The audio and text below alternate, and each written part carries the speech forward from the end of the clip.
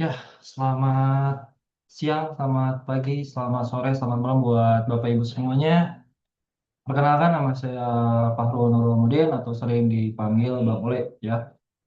Kembali di saat ini, di kesempatan hari ini, saya akan membahas sebuah materi yang mungkin harus teman-teman perhatikan gitu ya. Karena tiga materi ini adalah hal yang harus dihindari saat memulai trading. Jadi apa aja nih yang harus dipersiapkan sebelum memulai trading. Soalnya kan trading itu kembali lagi trading itu adalah bisnis teman-teman atau Bapak Ibu semua. Trading itu adalah bisnis. Jadi di mana ada bisnis, di sana ada untung dan kerugian. Tuh, untuk trading sendiri itu untuk keuntungan dan kerugiannya bisa diatur gitu ya. Makanya kefleksibelan itulah yang menjadi nilai unggul dari trade bisnis trading forex. Oke, tak lama lagi kita bakal bahas mengenai materi tentang tiga hal yang harus dihindari saat memulai trading ya. Oke, kita lanjut ke materinya ya. Oke, materinya tuh tiga hal ya. Ingat, cuman tiga hal guys.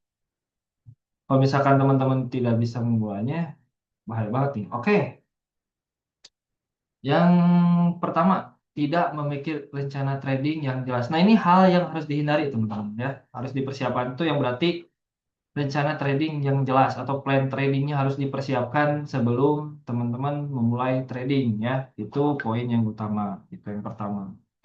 Di poin pertama ini terlihat jelas ya kata-katanya tidak memiliki rencana trading yang jelas. Berarti di sini menyinggung kepada bapak-bapak, ibu-ibu atau teman-teman semua yang trading by feeling ya.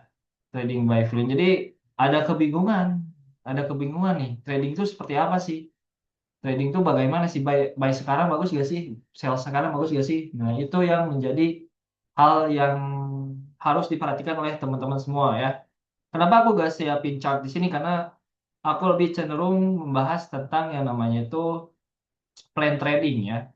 Plan trading sendiri yang utama itu teman-teman rencanain atau sesuaikan dengan modal teman-teman.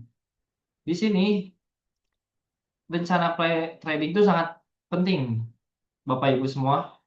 Kenapa penting? Karena biar biar tradingnya itu terstruktur dengan jelas. Kalau misalkan Bapak Ibu semua tidak memiliki rencana yang jelas itu bahaya banget. Jadi ke depannya nggak akan terlihat. Kalau misalkan contoh nih, Bapak Ibu semuanya masuk di Dimex dan dengan modal 10.000 USD kan itu jelas dari modalnya. Nah, tinggal plan tradingnya seperti apa. Contoh kalau di Dimex yang paling aman tuh bagi semua juga aman tuh 1% dari modal. Otomatis sehari itu kalau misalkan dapat $100 itu udah cukup banget, udah cukup baik sebetulnya. Nah, itu contoh plan yang baik gitu ya. 1% dari modal setiap hari. 1% ya, bukan 10%. Kayak kalau misalkan dapat 10%, alhamdulillah banget gitu ya. Tapi kalau misalkan Bapak Ibu semua udah dapat $100 atau 1% dari modal itu udah baik hitungannya ya. Oke, lanjut ke poin yang kedua, mengabaikan manajemen risiko. Nah, ini jadi plan kedua yang harus teman-teman perhatikan ya, mengabaikan manajemen. Nah, ini nyambung lagi dengan plan trading teman-teman. Kalau misalnya teman Bapak Ibu atau teman-teman semua punya modal ideal tapi tidak punya plan trading, terus apalagi ditambah manajemen resikonya yang kurang, ini bahaya banget. Walaupun modalnya ideal tapi tidak ada manajemen resiko dan plan trading itu bahaya banget. Pasti itu ujung-ujungnya habis teman-teman. Apa sih Bang yang apa sih yang bisa ini masuknya kemana gitu ya? Mengabaikan manajemen risiko. Manajemen risiko tuh kembali lagi Bapak Ibu semua, kembali lagi ke modal.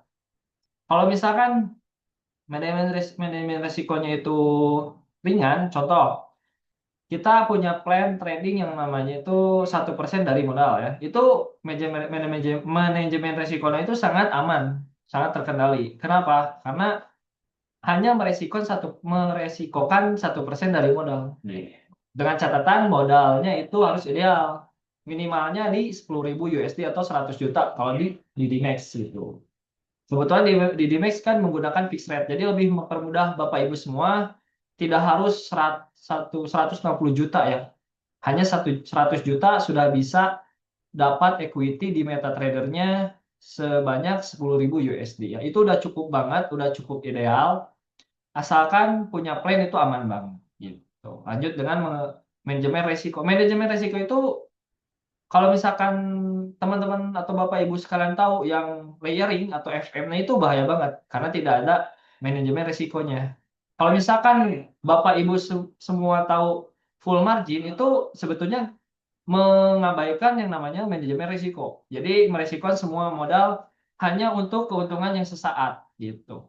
Kenapa disebut keuntungan sesaat? Karena full margin itu secara tidak langsung hanya bom waktu, Bapak Ibu sekalian. Kenapa disebut bom waktu? Oke, hari ini boleh profit, tapi ketika Bapak Ibu sekalian tidak memperhatikan situasi pasar, hanya melihat bahwa candle ini merah, candle ini hijau, langsung entry buy atau sell tanpa analisa sedikit pun karena berpikir bisa profit dilihat dari hasil kemarin FM lalu ikut entry lah itu bahaya banget bisa mengakibatkan MC. Nah, itu tidak ada yang namanya manajemen risiko. Kalau misalkan Bapak Ibu sekalian punya manajemen risiko itu aman banget gitu. Kenapa aman Bang? Contoh misalkan manajemen risikonya loss-nya itu $100 per hari misalkan. Kalau misalkan tidak dapat profit atau kalau di Dinex kan hanya meresiko 1% dari modal itu aman banget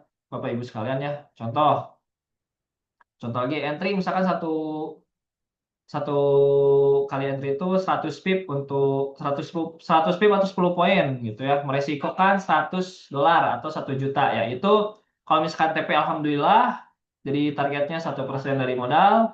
Kalau misalkan loss berarti resikonya cuma 1 juta atau $100 saja Bapak Ibu sekalian ya. Itu contoh kecil yang harus teman-teman atau Bapak Ibu sekalian lihat ya. Manajemen resiko itu sangat penting. Asalkan Bapak Ibu punya yang pertama itu plan trading atau rencana tradingnya mau seperti apa, lanjut dengan manajemen risiko itu pasti aman banget untuk tradingnya, gitu. Ya, manajemen risiko bakal terwujud ketika modal teman-teman tahu, gitu ya, modal dari equity teman-teman, modal atau equity dari teman-teman udah paham, gitu ya. Jadi risiko ini tergantung dengan modal Bapak Ibu sekalian, ya. Oke, lanjut ke poin ketiga. Nah, terlalu banyak mencari signal dan mengikuti tips. Nah, ini harap banyak dihindari ya. Jadi kalau misalkan Bapak Ibu sekalian sudah paham dari segi teknikal, analisa teknikal, fundamental, nah boleh mencari signal, boleh signal ya ini sinyal ya, signal maksud saya tuh, signal atau tips gitu ya. Tapi hanya sebagai perbandingan. Yang bagus itu Bapak Ibu sekalian tuh punya yang namanya plan sendiri atau entry-nya sendiri. Misalkan buy sekarang, oke boleh buy sekarang. Sell sekarang, sell.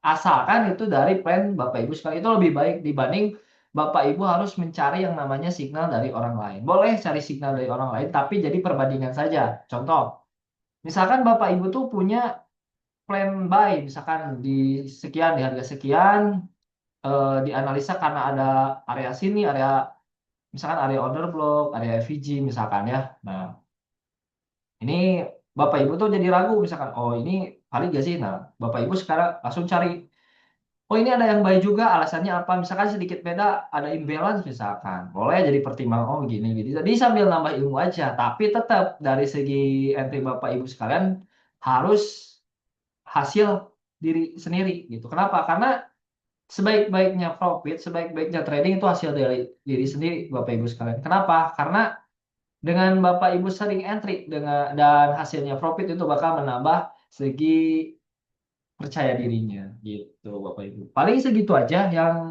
saya akan bahas ya, hanya sedikit, hanya 3 materi tentang hal apa saja yang harus dihindari saat mengawali trading ya. Yang pertama itu tidak punya plan trading, yang kedua manajemen resikonya tidak ada, lalu banyak ikut-ikutan. Itu hal-hal yang 3 hal yang harus Bapak Ibu sekalian hindari ya. Tidak salah gitu kalau misalkan Bapak Ibu ikut sikat. Namun kan kebanyakan kalau Bapak Ibu lihat platformnya misalkan di TikTok, di YouTube ada yang berbagi signal Nah, di saat Bapak Ibu bertanya ke, ke yang live-nya itu, misalkan alasan buy-nya gimana? Nah, kebanyakan sering bilang, ya langsung aja klik link di bawah, misalkan. Kebanyakan seperti itu. Nah, hal-hal seperti itu yang jadi pertimbangan Bapak Ibu sekalian. Harusnya kalau misalkan cari signal itu harus jelas dari segi alasannya, dari segi teknikalnya, dari segi analisa fundamentalnya harus jelas. Itu ya tips selanjutnya untuk Bapak Ibu sekalian apa ya memulai tradingnya. Oke, paling begitu aja. Jadi saya rangkum aja buat 3 poin yang semoga bisa membantu ya nextnya.